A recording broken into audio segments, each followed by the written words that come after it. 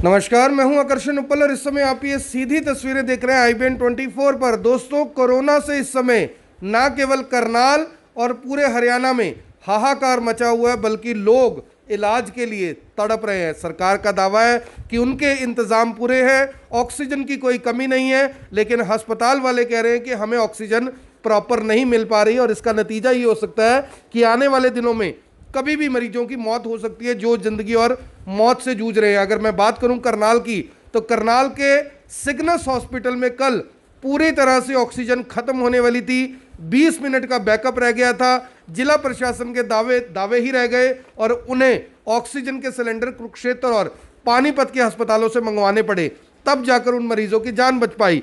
इसी मुद्दे को लेकर करनाल से कांग्रेस के जो नेता हैं, राष्ट्रीय कांग्रेस के जो सचिव हैं वीरेंद्र राठौर, कल उन्होंने रात को सोशल मीडिया पर एक वीडियो भी जारी किया। काफी गुस्से में थे। आखिर इन मुद्दों पर कांग्रेस राजनीति क्यों कर रही है, लोग ये भी सवाल पूछ रहे हैं। लेकिन सवाल पूछने वाले ये भी कह रहे हैं कि विपक्ष को अपनी भूमिका तो निभानी ही चाहिए।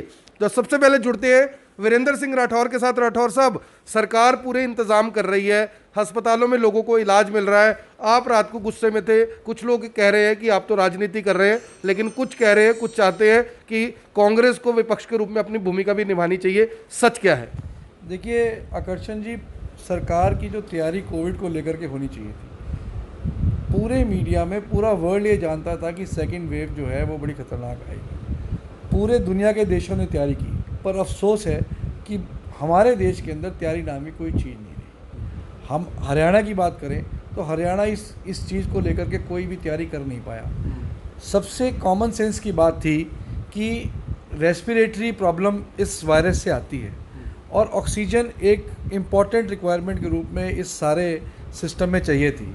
तो ऑक्सीजन की अवेलेबिलिटी को लेकर के हरियाणा सरकार को 4 महीने पहले, 5 महीने पहले पूर्ण रूप से चुस्त और दुरुस्त हो जाना चाहिए था। पर अफसोस की बात है कि हरियाणा के चीफ मिनिस्टर ने ऑक्सीजन की अवेलेबिलिटी को लेकर के कोई सीरियसनेस हरियाणा के लिए नहीं दिखाई, जिसका नतीजा ये हुआ कि 4 महीने के बाद जब ये सेकेंड वेव आई कोरोना की, ऑक्सीजन की ज़बरदस्त शॉर्टेज हरियाणा के अंदर हो गई है। आज लगभग 280 मैट्रिक टन ऑक्सीजन हरियाणा को चाहिए और मुझे लगता है कि 60% से भी ज़्यादा जो है पूर्ति हम कर नहीं पा रहे हैं। नतीजा ये है कि जिन अस्पतालों के अंदर ऑक्सीजन के बेड्स हैं, अगर 20 बेड हैं तो डॉक्टर्स 6 या 7 बेड के बाद हाथ खड़े करे हुए हैं। आंकड़े सरकार छुपा रही है। लोग कोविड से कम ऑक्सीजन की सप्लाई की ना होने की वजह से मुझे लगता है डेथ्स रेट जो है वो बढ़ता जा रहा है। तो ये अलार्मिंग सिचुएशन है। करनाल स्पेसिफिक में बात करूं तो पूर्ण रूप से करनाल का सिस्टम फेलियर कर दिया है। एडमिनिस्ट्रेटिवली अगर करनाल की मैं बात करूं तो total failure on the part of deputy commissioner Karnal है और पॉलिसी फ्रेमिंग बिल्कुल ज़ीरो है। पॉलिसी फ्रेमिंग जीरो, आपको ऐसा लग रहा है? सर, एम्बुलेंसेस की बात करें तो लोग ये दावे कर रहे हैं कि उन्हें दिल्ली से करनाल आने के लिए, करनाल से दिल्ली जाने के लिए 35,000 40,000 रुपये खर्चने पड़ रहे हैं। जो प्राइवेट एम्बुलेंस वाले हैं उन्होंने इस आपदा को अवसर में बदल दिया है। आपको इस बारे में क्या लगता है कि क्या एम्बुलेंस सफिशिएंट हैं करनाल जिला प्रशासन के पास? देखिए, बड़े अफसोस की बात है कि कल्पना चावला मेडिकल कॉलेज, ये हमारी सरकार के अंदर हमने इस प्रोजेक्ट को लेकर के आए थे। लगभग 600 करोड़ रुपया कांग्रेस की सरकार के अंदर लगा दिया गया था, जो भाजपा की सरकार में बन करके तैयार हुआ। अफसोस की बात यह है कि इतने बड़े हॉस्पिटल में कुल एम्बुलेंस की संख्या 1 और पिछले 1 साल से लगातार डिमांड उठ रही है कि यहाँ पे एम्बुलेंस की संख्या बढ़ाई जानी चाहिए। आप खुद सोच के देखिए कि इतने लाख लोगों की पॉपुलेशन का हमारा डिस्ट्रिक्ट है, कोविड की महामारी चल रही है, मुख्यमंत्री को सरकारी गाड़ियाँ एमएलए मंत्रियों को खरीदने के लिए फुर्सत है, पर करनाल जिले के अंदर ambulance Kalpana Chawla medical college में पूरी 1 है और उस एम्बुलेंस को खरीदने के लिए मुख्यमंत्री के पास समय नहीं है। दूसरा, 100 से ज़्यादा मॉनिटर्स की requirement Kalpana Chawla medical college में है। पिछले 1 वर्ष से लगातार डिमांड चली हुई है। वेंटिलेटर्स 100 के करीब संख्या में नहीं चल पा रहे क्योंकि मॉनिटर्स नहीं है। आज तक मॉनिटर्स की अवेलेबिलिटी नहीं हुई है। जब बिल्कुल सिर पे आ गई तो जाकर के मुझे पता लगा है कि सरकार ने अब परचेज़ करने के ऑर्डर दिए हैं, पर दिस इज़ टू लेट। जब लोग मर जाएंगे तो उन मॉनिटर्स का क्या करेंगे? सर जो आप यार कह रहे हो कि 600 करोड़ रुपए आपकी सरकार ने बजट पास किया था, आज वो जो 1100 करोड़ रुपए का अस्पताल है, 1100 करोड़ रुपए के अस्पताल की अगर हम जीरो लगाने लगे तो जीरो गलत हो जाती हैं। उस अस्पताल में एक एम्बुलेंस का मतलब, इससे आप क्या समझते हैं भी अगर मुख्यमंत्री जी का ये विधानसभा क्षेत्र है, करनाल वैसे एक बड़ा जिला है, यहाँ पर जरूरत है, असंध को आप ले लो, आसपास का यूपी का इलाका लगता है, 5 विधानसभाएं आती हैं, तो ऐसे में कम से कम 5-7 एम्बुलेंस चाहिए थी। इन्होंने 2 एम्बुलेंस की बताया जा रहा है डिमांड भेजी थी, वो भी नहीं खरीद पाए, तो कहीं ना कहीं गंभीरता नहीं रही या कुछ कारण और रहे? नहीं, बेईमान है, बेईमान है। एम्बुलेंस माफिया चारों तरफ से पूर्ण रूप से हावी कर दिया गया है। आज मुख्यमंत्री जी करनाल आने वाले हैं, मुझे पता लगा है कल्पना चावला मेडिकल कॉलेज जाएंगे। मैं एक पेशेंट का नाम अगर एडमिनिस्ट्रेशन को चाहिए मैं व्हाट्सएप कर दूंगा डिप्टी कमिश्नर करनाल को। डॉक्टर विर्क के हॉस्पिटल के अंदर परसों रात को बड़ी मुश्किल से एक बेड ऑक्सीजन का हमने अवेल कराया। वो व्यक्ति दिल्ली से करनाल 50,000 रुपया रात में खर्च करके कैसे कैसे वो करनाल पहुंचा है और बड़ी मुश्किल से बेड मिला है।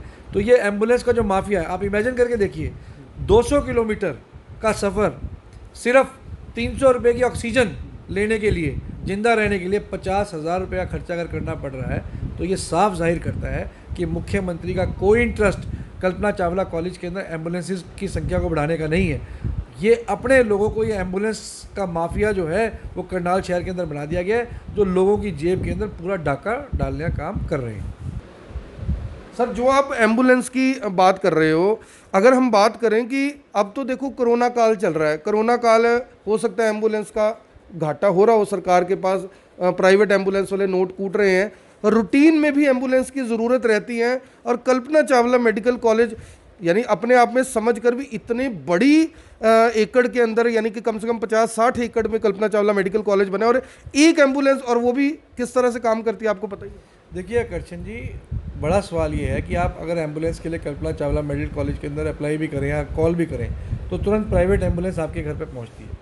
वो साफ जाहिर करती है, और वो हज़ारों रुपये आपसे ले लेते हैं। वो साफ जाहिर होता है कि आप सरकारी एम्बुलेंसेस की व्यवस्था नहीं करना चाहते intentionally, so that ambulance mafia जो है, जो चल रहा है इस शहर के अंदर लगातार, और आपके माध्यम से लगातार खबरें भी उठाई हैं आपने इस मामले में, उसको पनपाया जा रहा है।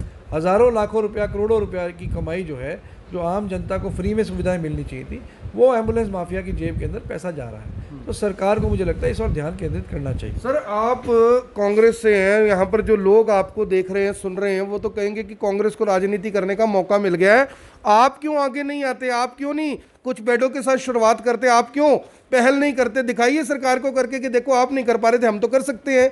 ये तो बहुत सिंपल था आकर्षण जी, बहुत सिंपल था, और कांग्रेस तो तैयार है।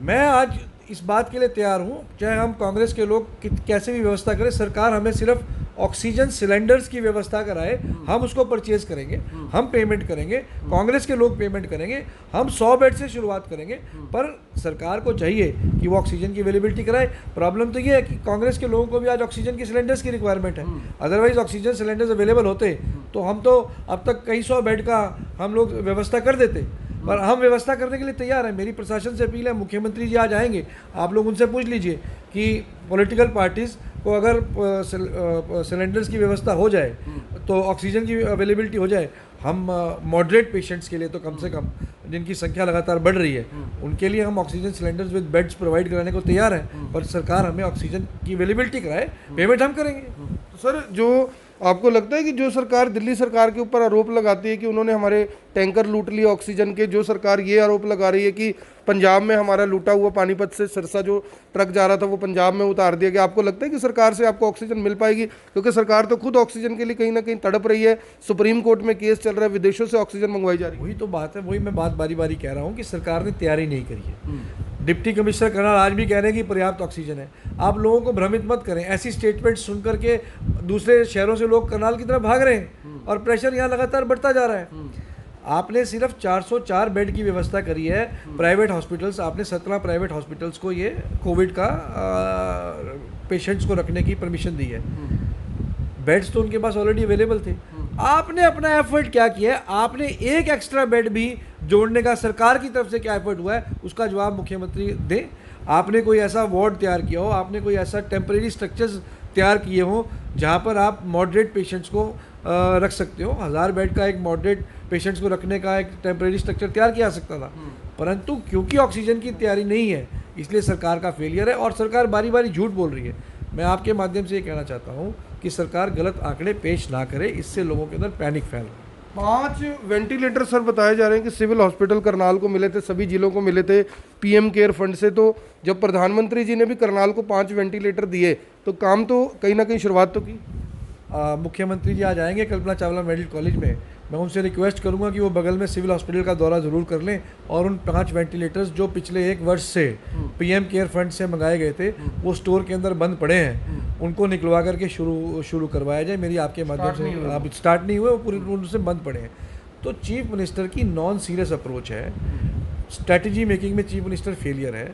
आकर्षण जी, मैं आपका ध्यान आकर्षित कराना चाहता हूँ, 16 अप्रैल को चीफ मिनिस्टर ने प्रेस कॉन्फ्रेंस में ये कहा कि उन्होंने पर्याप्त मात्रा में कोविड से लड़ने के लिए क्लोरोक्वीन दवाई का प्रबंध कर लिया गया, जबकि क्लोरोक्वीन वर्ल्ड हेल्थ ऑर्गेनाइजेशन ने बैन कर दी है। लोगों का ये कहना है, हेल्थ ऑर्गेनाइजेशन का ये कहना है कि इस दवाई से हार्ट अटैक्स हुए, लोग हार्ट अटैक से मरे, वो पूरी दुनिया में बैन है।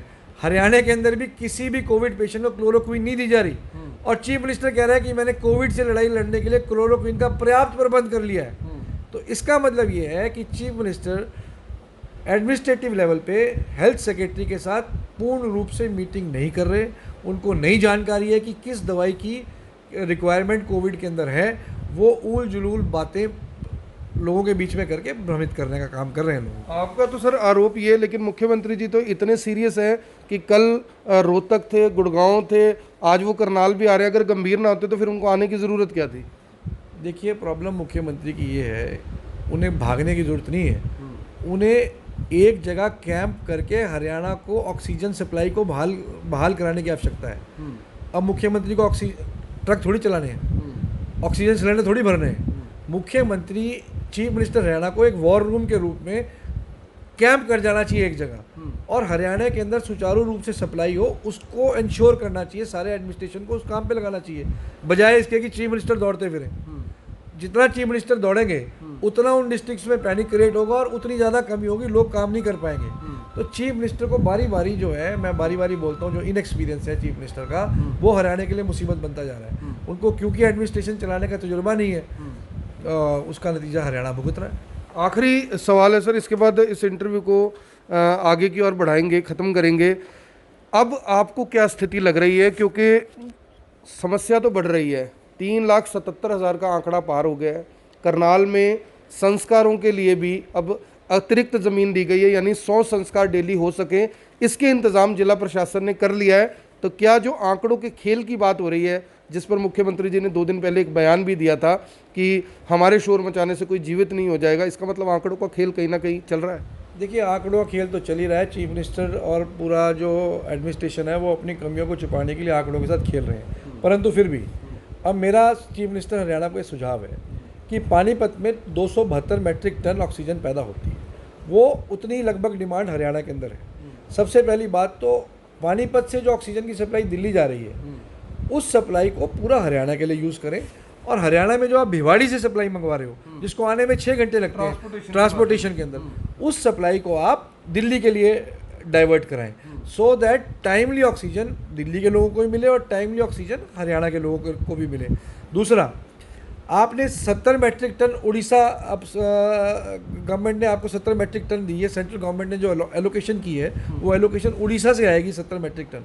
आप मुझे बताइए, उड़ीसा से टैंकर मंगवाने के लिए आपको बिड निकालनी पड़ेगी, 10 से 12 दिन लगेंगे 70 मैट्रिक टन ऑक्सीजन की सप्लाई को शुरू होने में उड़ीसा से।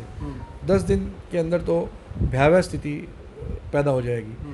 तो चीफ मिनिस्टर को चाहिए कि वो हरियाणा के ऑक्सीजन की जो जनरेशन की जो यूनिट्स हैं उनको फुल कैपेसिटी पे यूटिलाइज हरियाणा के लिए करें, और अन्य स्टेट्स में नियर बाय स्टेट्स से ऑक्सीजन की सप्लाई होनी चाहिए। मैनेजमेंट में दिक्कत लग रही है, 100% मिस मैनेजमेंट है। अब आप ही बताइए कि 100 मैट्रिक टन दिल्ली में पानीपत से भेजने का कोई लॉजिक नहीं है, जबकि दिल्ली की जो रिक्वायरमेंट है वो भिवाड़ी की जो यूनिट्स हैं वो पूरी हो सकती हैं। पानीपत की जो पूरी कैपेसिटी ऑक्सीजन प्रोड्यूसिंग की, उस कैपेसिटी से हम पूरे हरियाणा को यूटिलाइज किया जा सकता है, परंतु चीफ मिनिस्टर इस पे गौर नहीं कर रहे, तो और जिसका खामियाजा जो है वो हरियाणा की जनता को झेलना पड़ रहा है।